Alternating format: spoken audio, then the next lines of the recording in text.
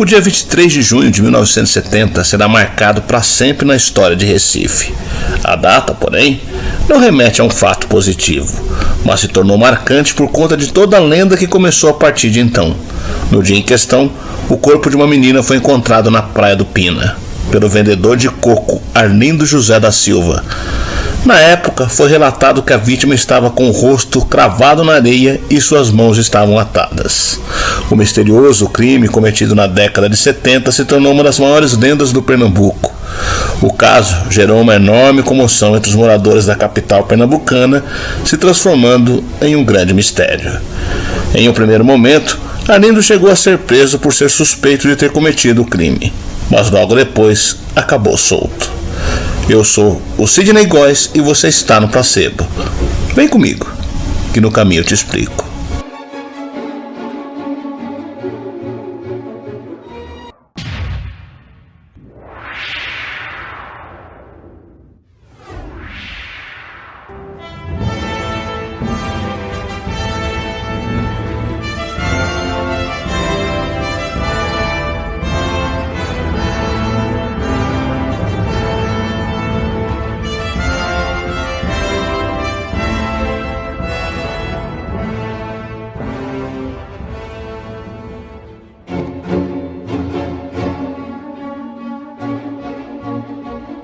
O túmulo da menina sem nome é o mais visitado do cemitério de Santo Amaro, localizado no centro de Recife. No local, pessoas depositam bonecas, doces, entre outros objetos para homenageá-la. Devotos atribuem à menina milagres e graças alcançadas. O feriado do dia 2 de novembro, de finados, sempre gera aglomerações nos arredores do túmulo. A garota foi encontrada morta na manhã do dia 23 de junho de 1970 na Praia do Pina, zona sul do Recife. Ela estava com as mãos amarradas para trás e sem usar roupas. Em volta de seu pescoço havia uma outra corda. O caso teve grande repercussão em Pernambuco na época. Forças policiais foram mobilizadas para achar o assassino. E durante os 45 anos que se seguiram o assassinato, a versão corrente foi de que ela havia sido violentada e jogada com as mãos atadas na areia da praia. Também se levantou a possibilidade de afogamento. O ofício de remoção de corpos número 891 de 1970, assinado pelo delegado Josenaldo Galvão, dá conta de que na manhã do dia 23 de junho foi encontrada na Praia do Pina uma garota de cor parda, aparentando 8 anos. Estava com as mãos amarradas para trás do corpo e com um laço no pescoço. O laudo do IML traz uma profusão de fotos da vítima, as primeiras a vir a público, desde o trágico caso.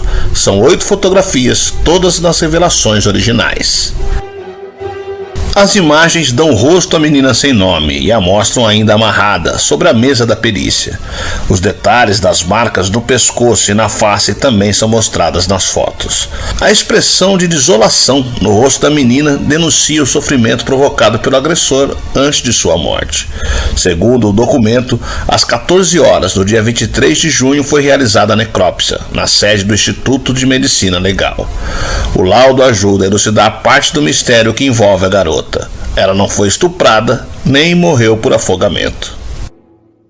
A causa-mortes, de acordo com o perito Nivaldo Ribeiro, que assina o laudo, foi asfixia por sufocação.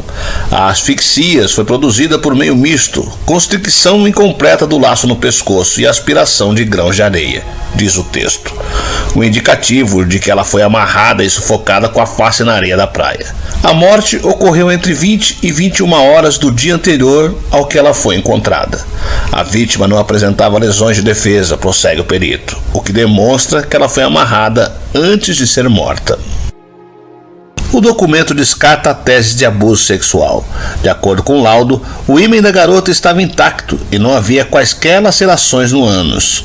O cadáver da menina sem nome foi encontrado pelo vendedor Arlindo José da Silva, conhecido como Galego, e por uma criança que fazia serviços para ele, o garoto Oswaldo Ulisses do Nascimento, de 11 anos. Arlindo chegou a ser preso como suspeito do crime, pois a polícia encontrou em sua casa, 2 dias depois, uma calça suja de sangue. Ele também foi incriminado pelo depoimento de Oswaldo, que afirmou tê-lo visto com as cordas no dia anterior ao crime e que ele teria comentado que procurava uma mulher para passar a noite. Arlindo foi solto menos de uma semana depois do crime, quando os policiais prenderam o mecânico Geraldo Magno de Oliveira, de 22 anos. Ele confessou o assassinato da garota.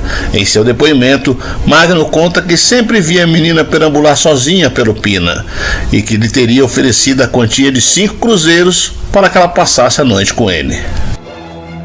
O assassinato, segundo o mecânico, ocorreu porque ela teria o chamado de vigarista e velhaco por não ter entregue o dinheiro, como havia sido combinado. O mecânico se disse arrependido de ter cometido o crime e falou que preferia morrer a ficar conhecido como o assassino de uma criança. Ainda em 1970, durante a primeira audiência com o então juiz Nildo Nery dos Santos, que chegou à presidência do Tribunal de Justiça de Pernambuco em 2000, Magno negou a autoria do crime e deu depoimentos contraditórios, alegando inclusive ter sido vítima de coação e tortura por parte dos policiais. O desembargador aposentado Nildo Nery, por sua vez, afirmou não ter dúvida de ter sido Geraldo Magno o verdadeiro assassino da menina sem nome. Lembro como se fosse hoje do dia em que ele confessou com detalhes o crime. Pela riqueza de informações, tudo remetia a ele, completa. Nildo Nery informou que Geraldo Magno foi assassinado na prisão, na ilha de Itamaracá, região metropolitana do Recife, antes de ser julgado. Ou seja, vão ficar duas grandes lacunas no caso. Uma é o fato de o réu confesso não ter chegado a receber a sentença da justiça e, portanto, não ter cumprido a pena pelo assassinato. A outra, a identidade da menina, que continua sem nome.